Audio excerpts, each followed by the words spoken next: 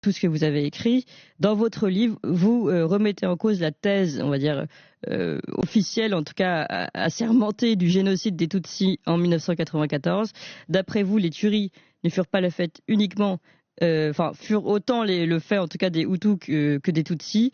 Et le Front patriotique rwandais, le FPR, qui a été mené par Paul Kagame, qui est désormais le président du Rwanda, fut le véritable responsable et planificateur de cette opération, faisant de l'opération turquoise la victime d'une des plus grandes escroqueries du XXe siècle. Là, je vous cite. Alors, beaucoup de sujets dans le sujet, on va dire. Peut-être revenir sur ce procès avant tout, Charles Onana, comment ça s'est passé? Écoutez, ça s'est passé assez bien parce que mon éditeur et moi-même et nos avocats, nous avons énormément travaillé. Nous faisons face à une plainte qui est totalement ubuesque, quelque chose que nous ne comprenons pas, et surtout que le livre ne porte pas sur le sujet pour lequel nous sommes accusés. Donc, oui. Nous avons beaucoup travaillé et nous avons fait venir des témoins qui sont l'ensemble des militaires de l'opération turquoise. En tout cas, le général Lafourcade, Jean-Claude Lafourcade était là. Le général Keno, qui était le chef d'état-major particulier du président Mitterrand, est venu. L'ancien ambassadeur de Belgique, qui était effectivement en poste au Rwanda entre 1990 et 1994, est également venu me soutenir. Il y avait le colonel Luc Marshall, qui était le commandant des casques bleus au Rwanda et qui était en charge de la sécurité de la ville de Kigali, qui est le préfacier de ce livre. Tout ce monde est venu effectivement témoigner pour dire que mon livre n'avait rien à voir avec les accusations dont je faisais l'objet et avec mon éditeur. Que pour bien revenir sur les accusations dont vous faisiez l'objet, en fait, on vous accuse de négationnisme, tout simplement. C'est bien ça, hein?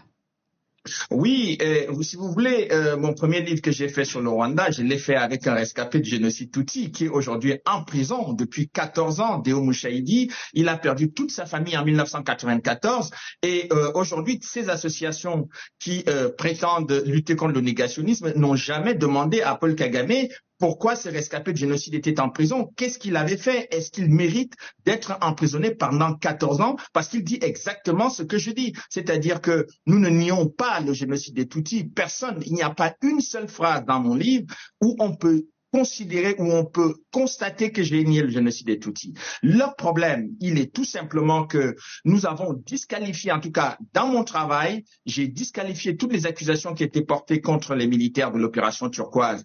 Et cela a été confirmé lors d'un jugement récent en première instance par les tribunaux français.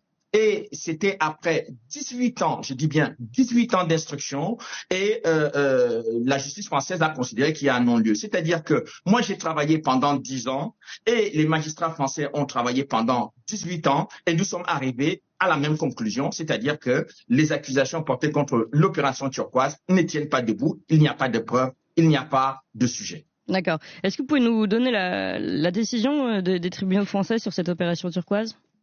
Mais un non-lieu? Oui, non, mais le nom de cette décision, ou quand est-ce que ça s'est passé? Il y a un an, c'était l'année dernière que la décision a été rendue. Donc, il est établi aujourd'hui que les militaires de l'opération turquoise n'ont pas commis de génocide au Rwanda, n'étaient pas complices de génocide au Rwanda, puisqu'il s'agissait d'une opération multinationale et que cette opération multinationale avait simplement vocation à empêcher les massacres, et les éléments de l'opération turquoise ont sauvé au moins 13 500 personnes, 13 500 Tutsis, mais pas une ligne dans la presse française où vous avez entendu parler de ça. Oui, tout à fait. Mais d'ailleurs, on va revenir sur ce sujet parce que pourquoi cette attaque, puisque vous dites finalement c'est même pas le fond de l'affaire, vous n'êtes même pas coupable d'avoir remis en question ce génocide, en tout cas cette tuerie de masse des Tutsis. Donc en fait, pourquoi cette attaque juridique ici de ces différentes associations que j'ai citées? Quel est l'objectif selon vous, si ce n'est de refaire la vérité sur quelque chose que vous n'avez pas visiblement, que vous n'avez pas mis en cause? Écoutez, il y a une série de manœuvres politiques derrière cette affaire, c'est-à-dire que le président Paul Kagame a il avait obtenu, lorsque le procureur Carla Del Ponte était devant le tribunal pénal, était en charge des dossiers du tribunal pénal international, quand elle a condamné des Hutus qui avait commis le génocide de Rwanda, tout le monde trouvait que c'était un excellent procureur. Et lorsqu'elle a décidé d'enquêter sur les crimes commis par le FPR, elle a été évincée de son poste de procureur et elle m'avait confié pour la première fois, et je pense aujourd'hui dire que j'étais le premier chercheur et journaliste à qui elle avait fait ses confidences dans son bureau à La Haye. Elle m'a dit que lorsqu'elle avait rassemblé, son bureau avait fait des enquêtes, ce qu'on appelait des enquêtes spéciales, elle a rassemblé plusieurs éléments de preuve montrant que les troupes de Paul Kagame avaient commis des crimes contre l'humanité, des crimes de guerre également, et qu'il y avait eu plusieurs fausses communes qui avaient été identifiées. Lorsqu'elle est allée voir Paul Kagame à Kigali pour lui dire elle venait effectivement pour rechercher les éléments qui pouvaient lui permettre de mettre en accusation les Tutsis du FPR, Paul Kagame lui a dit « Vous n'êtes pas venu dans ce tribunal pour mettre des Tutsis en cause. » Elle m'a dit, mais moi je ne suis pas là pour faire une évaluation politique. Et le mandat qui avait été confié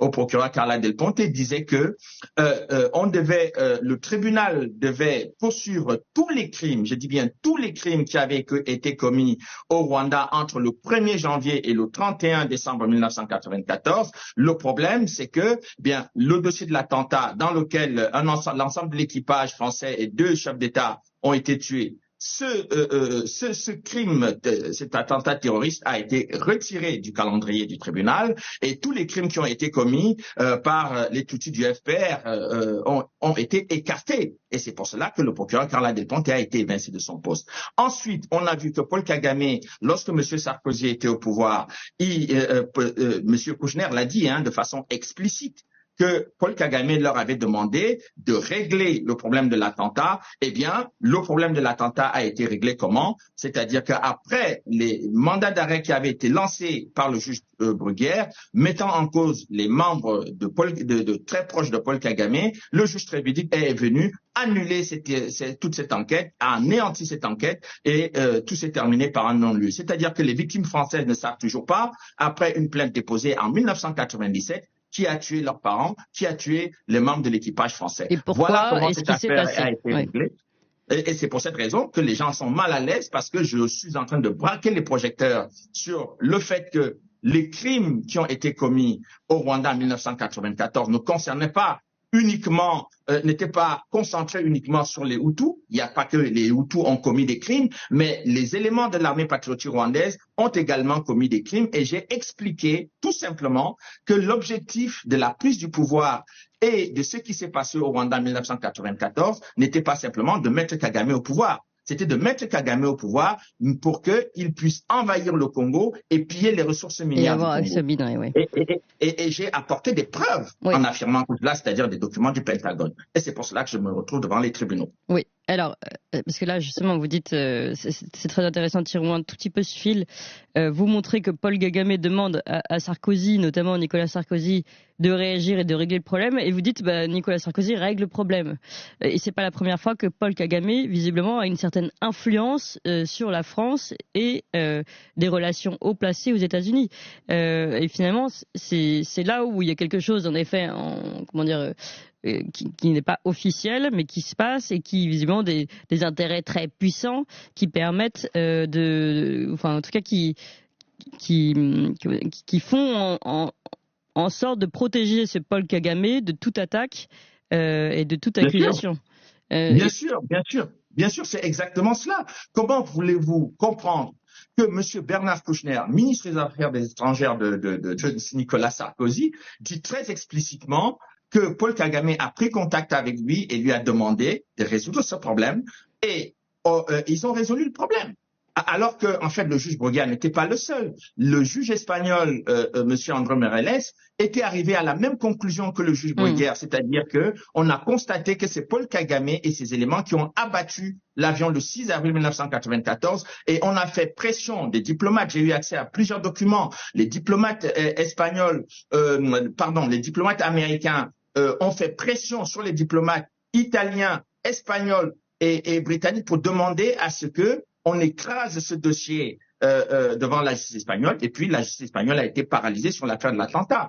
Et ça ne s'arrête pas là. Ça ne s'arrête pas là. Lorsque on a vu également sous le président Macron arriver Madame Mouchiki Wabo, c'est-à-dire que la femme qui est aujourd'hui secrétaire générale de la francophonie, un pays qui est complètement anglophone, qui est au Commonwealth et qui a répudié la langue française, eh bien, on lui a donné la direction de la francophonie. Mais au grand étonnement de tous les francophones, mais les gens n'ont absolument rien compris à cette attribution du secrétariat général à une femme qui a passé le temps à injurier la France, à insulter les militaires français et à dire tout le mal qu'ils pensaient de l'action de la France au Rwanda. Personne n'a compris comment on pouvait se retrouver devant une telle contradiction. Oui.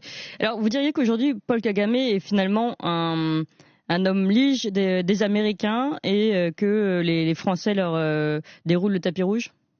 Absolument, mais écoutez, M. Paul Kagame, en 1990, lorsqu'il y a eu la première attaque de ses troupes contre le Rwanda, il venait il était en formation aux États-Unis à Fort Leavenworth. Donc c'est de là-bas qu'il est parti pour venir prendre la direction des opérations militaires sur le terrain. Et depuis cette période-là, Paul Kagame a été soutenu pendant toute la période du conflit rwandais, notamment pendant la période du génocide, mais également après le génocide, puisque les premiers éléments des forces spéciales et des forces de renseignement américains sont venus soutenir l'armée de Paul Kagame juste après sa victoire militaire. Donc on est devant une situation où la France passe le temps à faire des genuflexions devant Kagame parce que un certain nombre de groupes d'intérêts, quand je parle même des États-Unis, je ne parle pas de l'ensemble des États-Unis, je parle plus précisément de l'administration Clinton et de tout ce qui reste de l'administration Clinton avec les milieux d'affaires qui sont en connivence pour pouvoir permettre à Paul Kagame de piller les richesses de la République démocratique du Congo. Figurez-vous qu'il y a plus de 10 rapports des Nations Unies, plus de 10 rapports d'experts des Nations Unies depuis 2001 qui s'accumulent sur le bureau du secrétaire général de l'ONU et aussi sur dans les armoires du Conseil de sécurité des Nations Unies. Pas une seule sanction, alors que vous voyez ce qui s'est passé avec la Russie. On a mobilisé le monde entier pour sanctionner la Russie, alors que, eh bien, Paul Kagame a déjà fait tuer plus de 10 millions, je dis bien plus de 10 millions de Congolais et plus de 500 000 femmes violées dans ce pays. Aucune sanction. Au contraire, l'Union européenne lui a alloué beaucoup d'argent et aujourd'hui, on lui demande effectivement d'être le principal allié de la France dans la sous-région. Ouais. D'ailleurs, je rappelle que ce massacre dont vous parlez au Congo, c'est vraiment le sujet de votre dernier livre et j'emmène tout le monde à ce livre parce qu'en effet, il est très très sourcé. Vous avez les documents de l'ONU, mais pas que, des médecins sur place, des prix Nobel, des photos, des interviews. Enfin, c'est très très riche et c'est absolument terrible. Et comme vous le dites, on n'en parle pas du tout en France.